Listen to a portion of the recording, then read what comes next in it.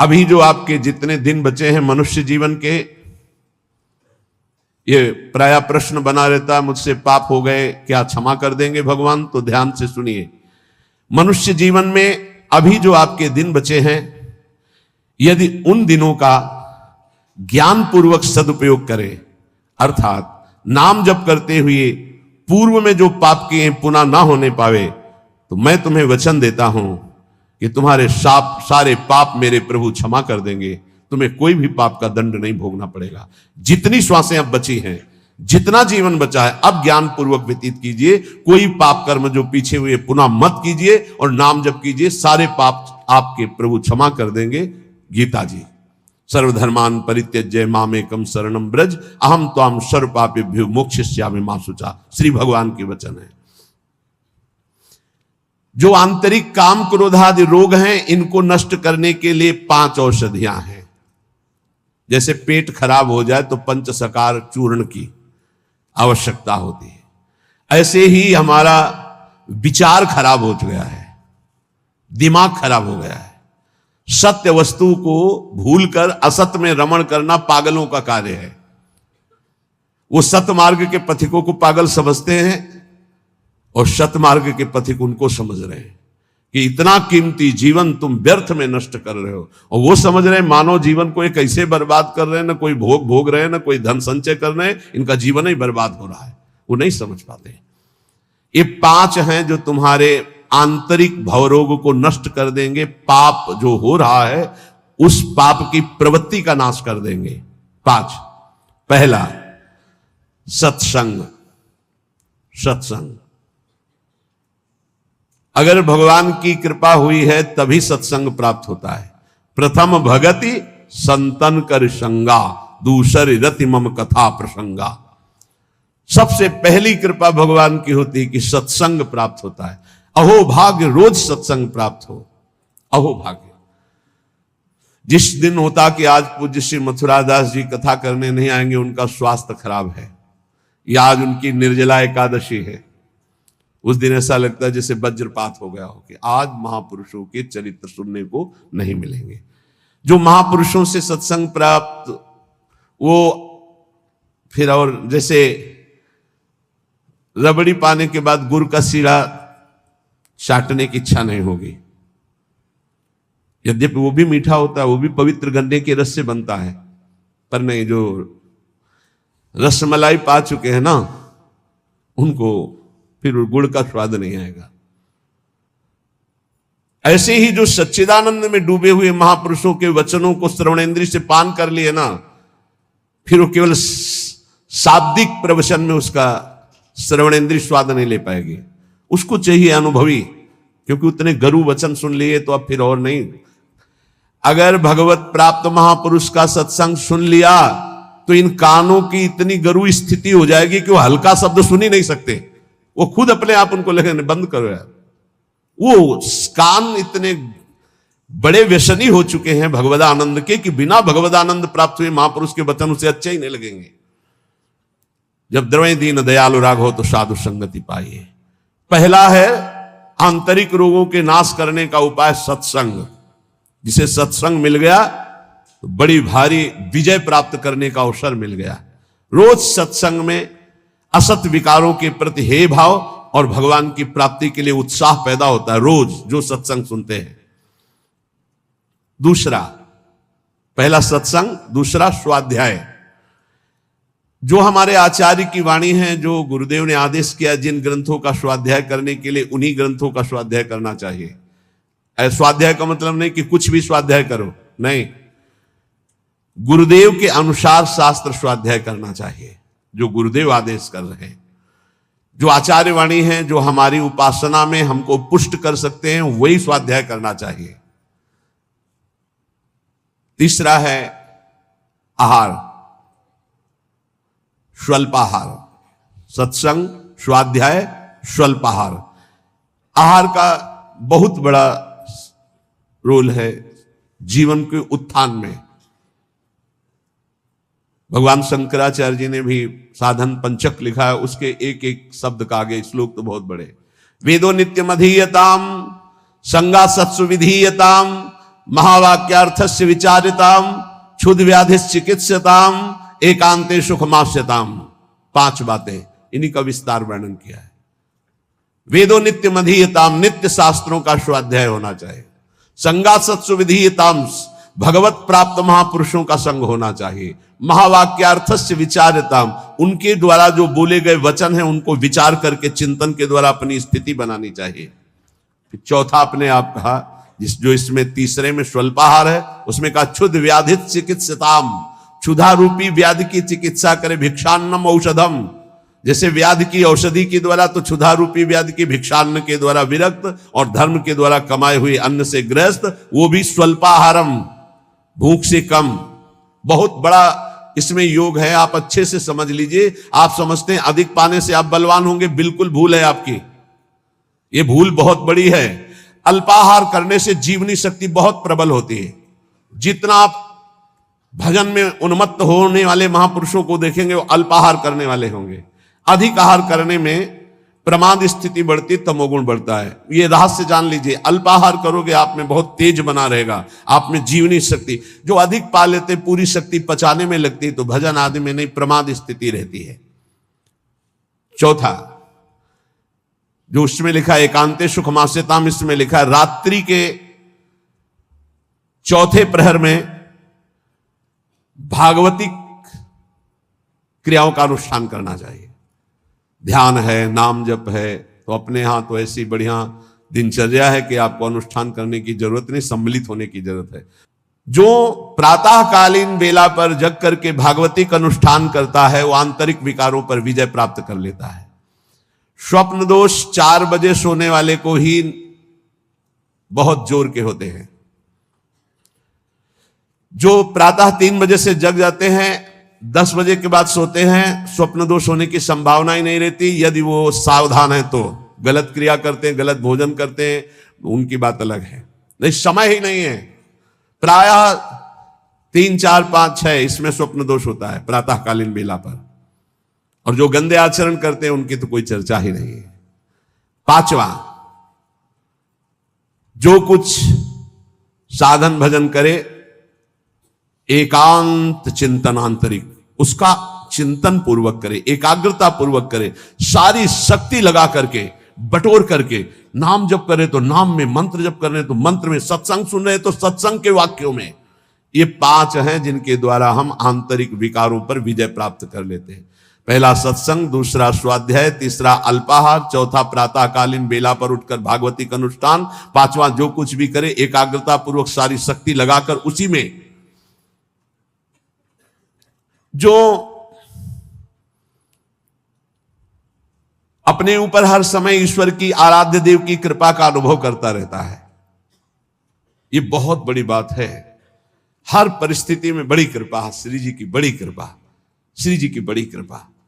एक हमने संत भगवान को देखा, वो बल्ब ऐसे लगा रहे थे तो चूक हो गई, तो वही किसी कनेक्शन में कहीं छू गए, मारा ऐसा झटका तो सीढ़ी गिरी, सीढ़ी से सीढ़ियों पे आकर के गिरे, उससे नीचे चबूतरे के नीचे आके गिरे, काफी चोट लग गई थी। तो दौड़ करके उनको उठाया तो उनका बड़ी कृपा, निपट गए, बड़ी कृपा, निपटा दिया प्रभु ने। बड़ी बात थोड़ी में निपटा दिया, बड़ी कृपा। और मुस्कुरा रहे थे और कई जगह चोट दिखाई दे रही थी। ये संत हृदय, बड़ी कृपा, निपट गए। बड़े अपराध को छोटे में काट दिया, निपट गए, बड़ी कृपा। जब अपने दास के ऊपर प्रभु कृपा करते हैं तो उसके हृदय में सद्गुणों का खजाना खोल देते हैं, जो हर समय अनुभव करता रहता मेरे ऊपर बड़ी कृपा है। फिर उसको अपने आप में मिलाकर एक कर देते हैं, चाहे भक्ति में हो चाहे ज्ञान में, बचता एक ही है। 2 जब तक बचे तब तक विचार अभी ऊंचाई पर नहीं पहुंचे। ब्रह्म नहीं, माया नहीं, नहीं जीव नहीं काल, अपनी ही सुध ना रही, एक रहे हो नंदलाल। ना काहो सो बोली बो, ना कोई व्यवहार, अपनी कुंवर किशोरी को जियत निहार निहार। एक तो लालजू प्रियाजू एक हैं, इनको 2 न देखा जाए। जो हर समय अपने इष्ट की कृपा का अनुभव करता रहता है तो इष्ट उसके हृदय में गुणों का खजाना खोल देता है और उसको अपने में मिला लेता है, एकता कर लेता है, अर्थात इष्टमय हो जाता है। तस्मित् तज्जने भेदा भावात्। अब उसकी दृष्टि बड़ी महिमामय गौरवमय हो जाती, जिधर दृष्टि जाती उधर परमात्मा तत्व का दर्शन करता है। ऐसी स्थिति सच्चिदानंद रस में भरपूर होती है, ना अहमता होती ना ममता होती है। पर यह होता उन्हीं के ऊपर है। एक होते हैं जो केवल जीभ से नाम जप करते हो, जीभ से गुणानुवाद करते हैं, अंतःकरण विषय चिंतन करता रहता है। ध्यान देना, बहुत उत्तम बात वर्णन हो रही। पहली बात कही कि जो जीव हर समय उपासक के कृपा का अनुभव करता रहता, बड़ी कृपा बड़ी कृपा, दुख में भी सुख में बड़ी कृपा, उसके हृदय में गुणों का खजाना खोल देते हैं और उसको एकता में मिला लेते हैं, अपने में मिला लेते हैं भगवान। अब दूसरी बात कह रहे हैं कि उपासक कब एकता को प्राप्त होता है। बोले एक उपासक होता है, बहुत ध्यान से अपने को देखना किस डिग्री में हो आप। एक उपासक होता है जो जीव के द्वारा नाम जप करता है, जीव के द्वारा गुणों का गान करता है, पर हृदय में विषय चिंतन होता है। दूसरा उपासक होता है जो जीव के द्वारा नाम जप करता है, गुणानुवाद करता है, अंतःकरण भी उसी में जुड़ा हुआ होता है। यह विशेष कृपा पात्र होता है। और तीसरा उपासक होता है जो जीभ से नाम जप करता है, गुणानुवाद करता है, हृदय से जुड़ा रहता है और स्वयं लीला में डूबा रहता है। जो गाया, जो चिंतन किया, उसी में डूबा है। ये तीसरा, ये सर्वोपरि उपासक है। जो गाया वही चिंतन, जो चिंतन उसी में डूबा। एक गान कर रहा है लेकिन चिंतन विषय का हो रहा है, एक गान भी कर रहा है चिंतन भी कर रहा है, एक गान भी कर रहा है चिंतन भी कर रहा है, और डूबा भी उसी में है, सुध ही नहीं। यह है उत्तम अवस्था उपासक की। बहुत जोर की बात है, ऐसा ही होना चाहिए। जो जप कर रहे हैं, जो गान कर रहे हैं, उसी का चिंतन कर रहे हैं, उसी में डूब रहे हैं। पहला जो नाम जप कर रहा है, गुणगान कर रहा है, हृदय से विषय चिंतन कर रहा है, वो उसको इस लोक और परलोक के भोग परास्त कर देते हैं। बहुत सावधान, ऐसा उपासक भ्रष्ट होने में देर नहीं लगेगी। जिसका वाणी से गान हो रहा है और हृदय से भी चिंतन हो रहा है, उसको इस लोक और परलोक के भोग अच्छे नहीं लगते, पर परास्त करने की गुंजाइश है। लेकिन तीसरा जो मनन करके डूबा हुआ है, त्रिभुवन का भोग, सामर्थ्य नहीं कि उसको लुभायमान कर सके, भ्रष्ट कर सके। तीसरी बहुत ऊंची स्थिति है। जो गृहस्थी में रह करके अपने परिवार से हंसता है, बोलता है, व्यवहार करता है, खाता पीता चलता उठता बैठता है, पर ऐसे जैसे विदेश में आए हुए मेहमान। गृहस्थी में कैसे भगवत प्राप्त? बोले जो अपने परिवार के साथ हंसता है, खाता पीता बोलता व्यवहार करता है, बढ़िया, सब वैसे ही, लेकिन वो ऐसे जैसे किसी मेहमान के यहां गया हो। उसको पता है रहना नहीं, देश बिराना है, ये भी छूटेंगे, शरीर भी छूटेगा, जाना है, मुझे प्रभु के पास जाना है। क्योंकि वो अपने परम प्रिय सखा प्रभु को हृदय में निरंतर चिंतन करते हुए ऊंची स्थिति को प्राप्त है कि मुझे भगवत प्राप्ति करनी है। ये सब केवल एक व्यवहार मात्र है।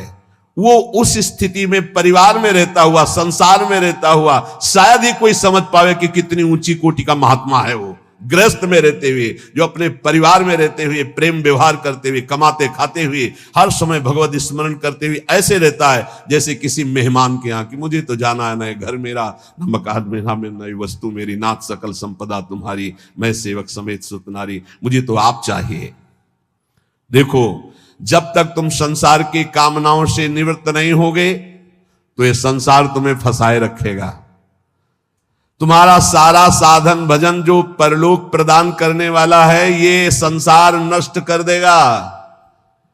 संसार की कामनाओं की जब तक निवृत्ति नहीं होती तब तक संसार फंसाए रखता है, और ये जितना साधन भजन बनता है सब खा जाता है संसार।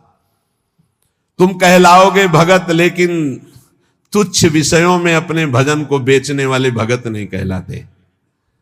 तुम जैसे तैसे अपने इंद्रिय और मन को बिखेर रखा है, इंद्रियां मन तुम्हारे भजन को नष्ट कर रही है।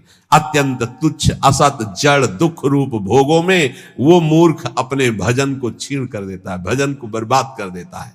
इसलिए इस संसार की लौकिक वस्तुओं को जो तुम्हें प्राप्त है भगवद अर्पित करके प्रसाद रूप भोगो, और निर्मल परमानंद की प्राप्ति के लिए कोई इच्छा मत करो, अपने भजन को बचा के रखो। ये पदार्थ आदि तो भगवान अपने आप तुम्हारी व्यवस्था करेंगे, तुम भजन से भगवान की प्राप्ति की चाह करो।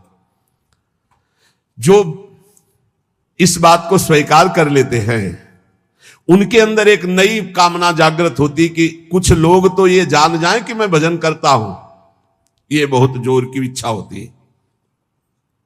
हमें और कुछ भोग नहीं चाहिए, इतना तो है कि लोग ये हमारा सम्मान कह के करें कि बड़ा भजनानंदी है, बड़ा त्यागी है, बहुत अच्छा है, गृहस्थी में रहते हुए महात्मा है या विरक्ति होते हुए कितना बढ़िया महात्मा है। ये कान सुनने के लिए लालायित रहते हैं। लोग मेरी योग्यता को जाने कि मैं कितना अच्छा हूं, ऐसी इच्छा जो करता है तो इच्छा करते ही वो परम पद का अधिकार खो देता है। समझ लो, लोगों में जानकारी फैलाने की इच्छा मतलब संसार में सतबुद्धि, मतलब प्रतिष्ठा कीर्ति की चाह, मतलब भगवत प्राप्ति की योग्यता खो देना। ये तीन बातें बड़ी दुर्लभ हैं। निर्धनता में भी दूसरों की सेवा करने का, दान देने का उत्साह, एकांत में पापाचरण ना करने की दृढ़ भावना, ये बहुत कठिन बातें, बहुत कठिन बातें। निर्धनता में भी दान देने का, दूसरों की सेवा करने का उत्साह, एकांत में कभी पाप ना करने की दृढ़ भावना, और जिससे भय लगता है ऐसा कभी कोई वचन, आचरण, संकल्प मन में ही ना आने पावे। भय लगता है पाप कर्म से, पाप कर्म ही भय प्रदान करता है। तो पाप कर्म से कैसे निवृत्त हो, क्रम बाई क्रम वर्णन कर रहे हैं। तो जो पाखंडी लोग हैं इनका संग का त्याग कर दे। पाप निवृत्ति के लक्षण, पाप तुमसे बनेंगे ही नहीं। पाखंडी लोगों से दूर रहना, खुली बात कह रहे हैं। महापुरुषों के वचन, किसी से कोई लेना देना नहीं रहता, इसलिए मस्ती से बोलते हैं। पाखंड कहते हैं पाप के खंड को। पाप जो ऊपर से सदाचरण का वेश धारण किए हुए हैं और अंदर से पापाचरण करते हैं, बहुत ही लुभावना पाखंड होता है। लुभावना आप देख के समझ ही नहीं सकते। हमारी योग्यता ऐसी नहीं हो, हम अपनी योग्यता दिखाते हैं तो पाखंड एकदम भी कहा जाता है। इससे पाप की प्रवृत्ति होती है। पाखंड से बचे और पाखंडी लोगों से बचे, खुली बातें हैं। जो असत्य में भोग सुख प्राप्त करना चाहता है वो पाप किए बिना रह नहीं सकता। ऐसे पाप का आचरण करने वालों का संग बिल्कुल नहीं करना चाहिए। अहंकार पापों की रति प्रदान करता है, इसलिए अहंकारी का संग नहीं करना चाहिए, अहंकार का संग नहीं करना चाहिए। पाखंड नहीं धारण करना चाहिए, पाखंडियों का संग नहीं करना चाहिए। असत्य के भोग की लालसा पाप करवाती है और असत्य के भोगों में रत पापियों का संग नहीं करना चाहिए।